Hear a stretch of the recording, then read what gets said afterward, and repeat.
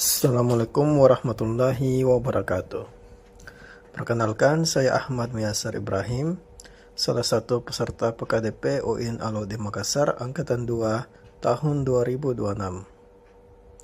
Setiap detik, ribuan konten tentang agama tersebar di layar kita. Sebagian menyejukkan, sebagian justru memecah belah. Hari ini, pertengkaran soal agama tidak lagi terjadi di masjid atau ruang kuliah, melainkan di kolom komentar. Indonesia adalah salah satu negara dengan pengguna internet terbesar di dunia. Lebih dari 200 juta orang, dan kita termasuk yang paling lama menatap layar setiap hari. Artinya, ruang penjumpaan kita dengan perbedaan kini berpindah ke dunia maya, tempat konten beredar 24 jam tanpa filter. Lalu, apa sebenarnya moderasi beragama?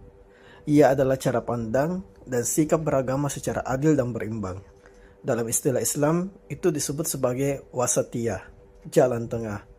Moderat bukan berarti lemah iman, justru ini sikap dewasa, teguh pada keyakinan, namun tetap menghargai yang berbeda. Bukan mencampur semua agama, melainkan menjaga identitas tanpa memaksakannya kepada orang lain. Kementerian Agama merumuskan 4 indikator moderasi beragama. Pertama, komitmen kebangsaan, menerima Pancasila dan NKRI sebagai kesepakatan bersama.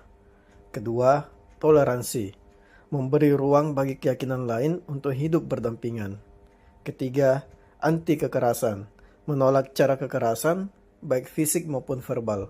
Dan yang keempat, akomodatif terhadap budaya lokal, ramah pada tradisi dan kearifan setempat. Tapi, mengapa beragama secara moderat justru lebih sulit di dunia maya?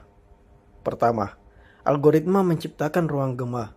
Mesin hanya menyodorkan konten yang kita sukai, sampai kita merasa pendapat sendiri yang paling benar.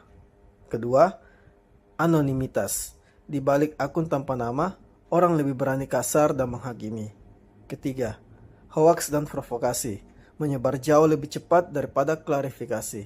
Dan keempat, ayat atau ceramah sering dipotong tanpa konteks, lalu ditafsirkan keliru dan disebarluaskan.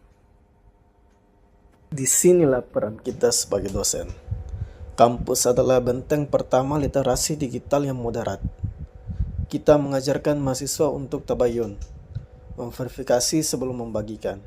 Kita menjadi teladan karena cara kita menyikapi perbedaan di dunia maya ikut ditiru.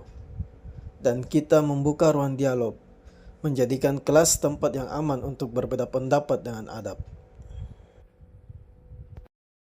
Dan yang membuat saya optimis, moderasi beragama bukan barang impor.